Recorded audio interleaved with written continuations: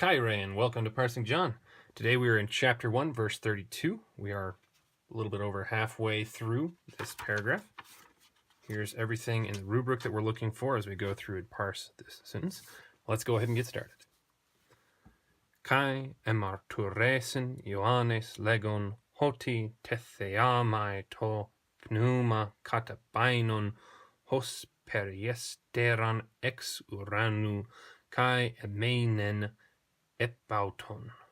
And that's as far as we're going to go today. The very first thing that we want to find in Greek always is our verb, and that's our second word right here, emarturesen. It's got an epsilon nu here, sigma, and an atom right there on the stem. And we've got this vowel here at the beginning. We know that this is going to be an aorist tense verb, specifically third person singular. And it is active and indicative. And it means witnessed. All right, so we know we want a singular subject. That's going to be Ioan, ace here. Kai just means and, connecting verse 32 with verse 31. Here again, we see a difference between the names of John that we've seen before. Some of them have two news, some of them only have one. It changes back and forth. Doesn't really change people, of course, though. Let's move on. Ace is a first declension, nominative singular masculine ending.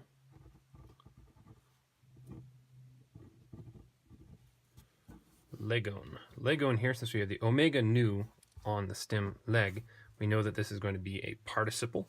It's going to be nominative, singular, naturally masculine because John is masculine. Present and active. Saying, or technically we could translate it as he was saying, while he was saying, who is saying hoti, saying that. Tetheamai, here we've got another verb, and our ending here is amai, off of tethe. This comes from our verb theaomai, this te, reduplication here.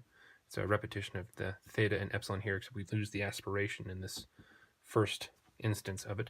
Tells us that this is a perfect tense verb. My is, of course, first person and singular.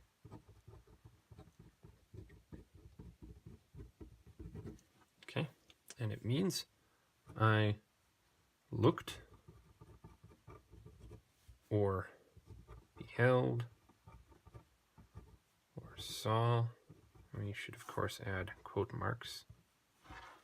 Could be any of these three, though the interesting thing about this verb, specifically as it's used in this passage, is it doesn't just mean he sees something, but somehow or other, and you have to go to an actual proper Greek scholar for that, this one also, the way it's being used right now, gives the sense that not only is he seeing physically, but somehow or other he sees something spiritually or understands something spiritual, which of course we get immediately after this, and the thing that he sees, our direct object, which is to pneuma, which is accusative, singular, and neuter.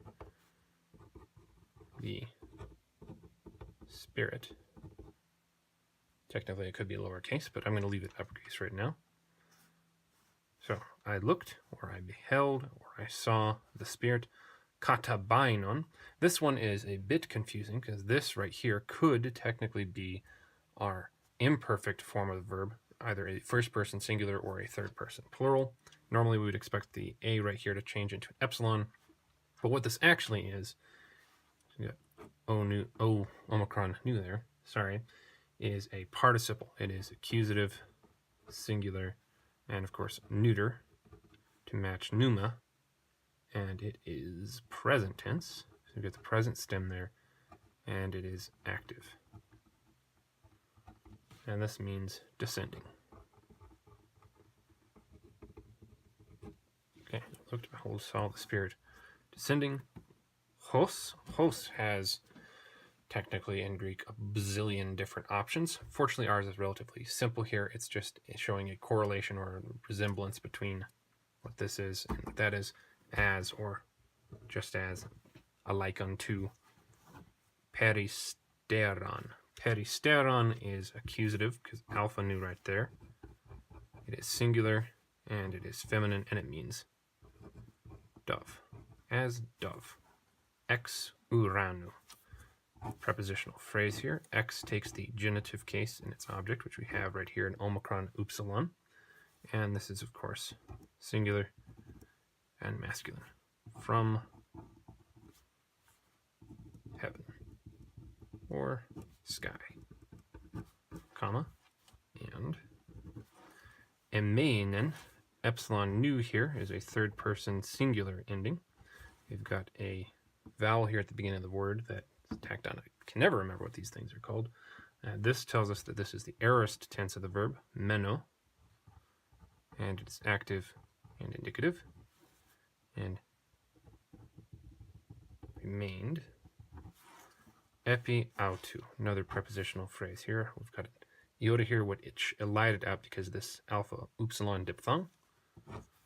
Epi is taking the accusative here, showing place where, omicron nu, singular and masculine, is going to be in reference to Jesus from before, on him.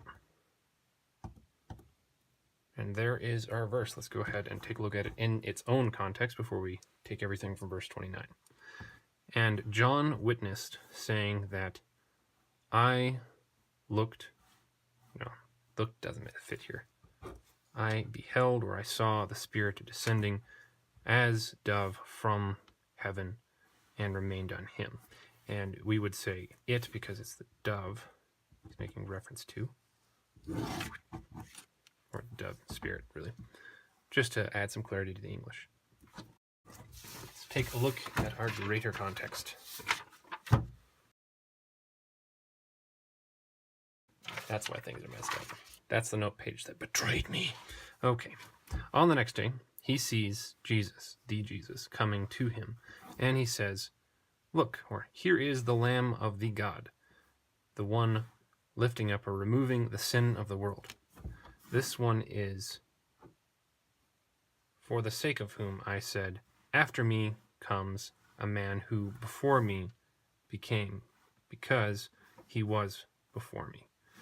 And I had not known him, but in order that he may be revealed to thee, Israel, because of this I came, baptizing in water.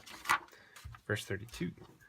And John witnessed, saying that I beheld the Spirit descending as a dove from heaven, and it remained on him.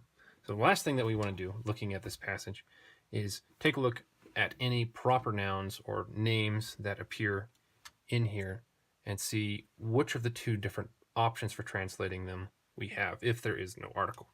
We have John right here without an article, so technically we could translate it as either, and some guy named John, a John, any old John, witnessed saying that, or we could say just John without the indefinite article. Now, since we've had the word John appear again and again and again and again before now, we know that there is a particular John being referenced to, so the indefinite article is not appropriate here. That's quite obvious. Looking ahead, Spirit has an article with it, so that's not one that we have to consider. Dove, suppose we could, but why would we? As a dove makes a lot more sense here, and it doesn't really relate very much to what we're looking for. From heaven, there's really only one,